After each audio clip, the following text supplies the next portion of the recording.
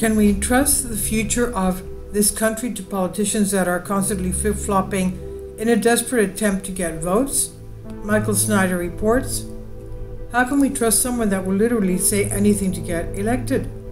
Voters have come to tolerate a certain level of inconsistency in our politicians, but Kamala Harris is taking things to an entirely new level that we have never seen before.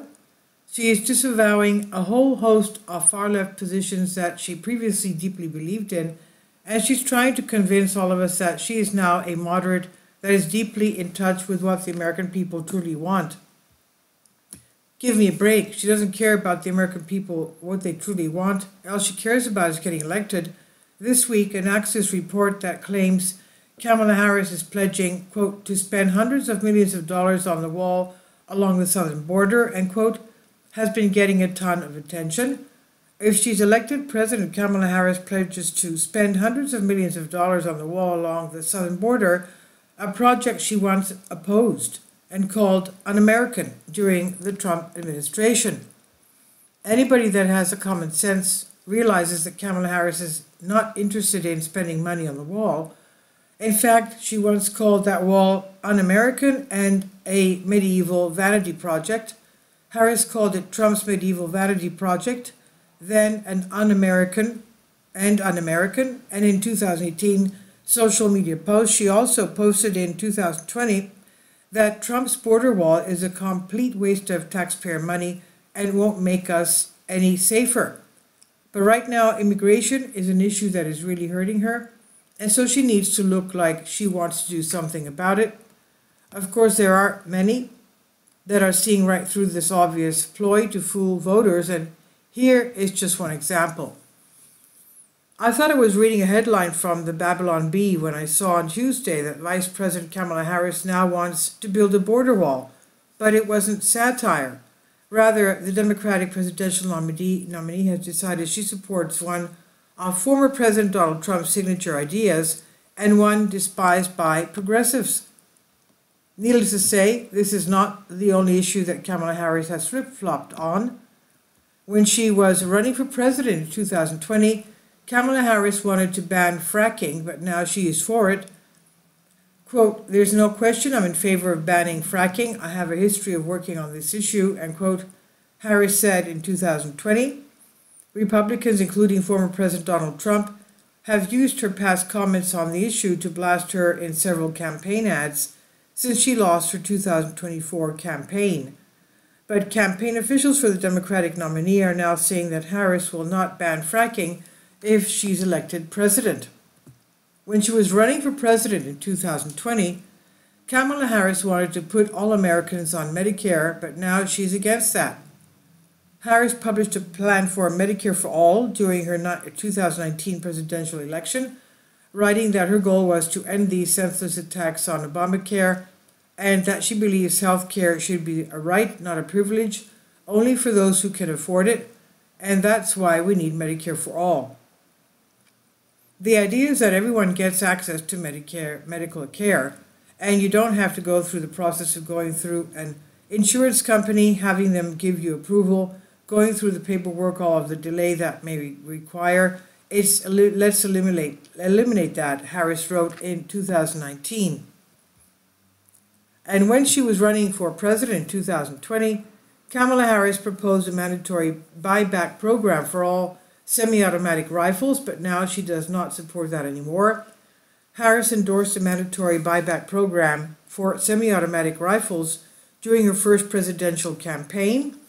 We have to have a buyback program, and I support a mandatory gun buyback program, Harris said at MSNBC's Gun Safety Forum in October 2019.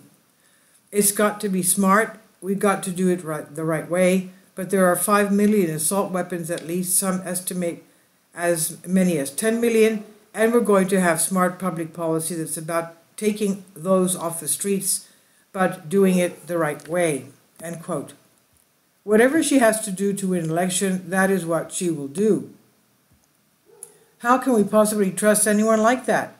Of course, Donald Trump has not exactly been a model of consistency either. Let's be perfectly honest about that. Since the last election, his position on abortion has shifted dramatically.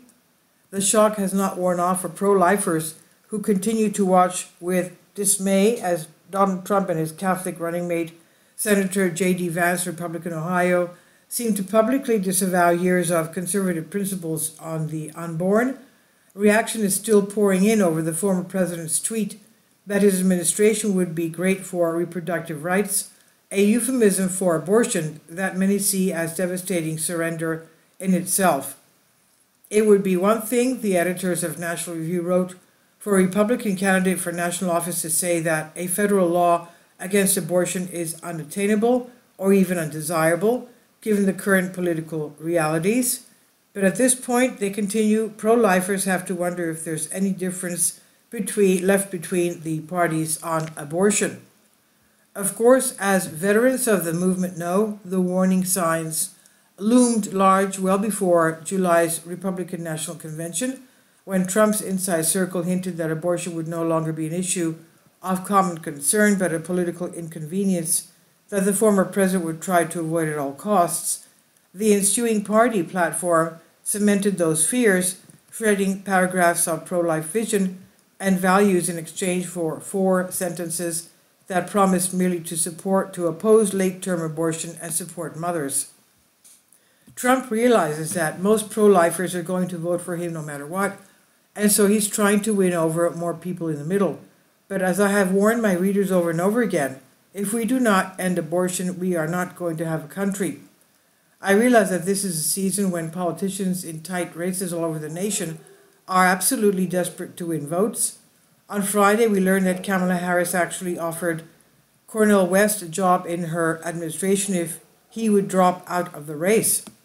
Independent left-wing presidential candidate Dr. Cornel West said Friday that Vice President Kamala Harris' campaign offered him a job in her potential administration and to pay his campaign debts if he dropped out of the 2024 race. West made the stunning accusation after the close of the Democratic National Convention in Chicago in an interview with independent journalist Jordan Chariton on the Status Quo News podcast. This sort of thing should be illegal. Unfortunately, corruption has become deeply entrenched in our system, and that is not going to change anytime soon.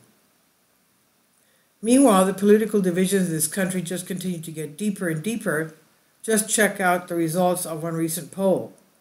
And the 2024 presidential election is just around the corner, and young employees are threatening to quit if their bosses express a political belief they disagree with. In fact, a new poll found that nearly half of workers under 35 say they'd quit a job over political differences at work. In an era of polarization, Americans have cut ties with partners, friends, and even family members over political disagreements, but now it seems they're even willing to leave a paycheck behind. I have never seen anything like this before. Overall America, Democrats deeply hate Republicans and Republicans deeply hate Democrats. Without a doubt, we are never going to agree on everything, but we are not supposed to hate one another. If we cannot learn how to love one another, we will eventually be consumed by our own hatred, and that is the truth. This is by Michael Snyder on The End of the American Dream. Please leave your comments, and thank you for your support. This is by Michael Snyder. About the author, Michael Snyder's extremely controversial new book entitled Chaos is available in paperback and for Kindle on Amazon. He's also written 7 other books that are available on Amazon, including End Times, 7-Year Apocalypse, Lost Prophecies of the Future of America, The Beginning of the End, and Living a Life That Really Matters. When you purchase any of Michael's books, you help to support the work he's doing. You can also get his articles by email as soon as he publishes them by subscribing to his Substack newsletter. Michael has published thousands of articles on the Economic Collapse blog, End of the American Dream, and The Most Important News, and he always freely and happily allows others to republish those articles on their own websites. These are such troubled times and people need hope. John 3:16 tells us about the hope that God has given us through Jesus Christ. For God so loved the world that he gave his only begotten Son, that whosoever believeth in him should not perish but have everlasting life. If you have not already done so, we strongly urge you to invite Jesus Christ to be your Lord and Savior today. Finally, support my Patreon account. The daily posts are 5 videos daily, and they are totally different from what I have on my YouTube channel. Thank you so much for your support and that you find all my content so interesting. You'll find the Patreon account details in the description box below.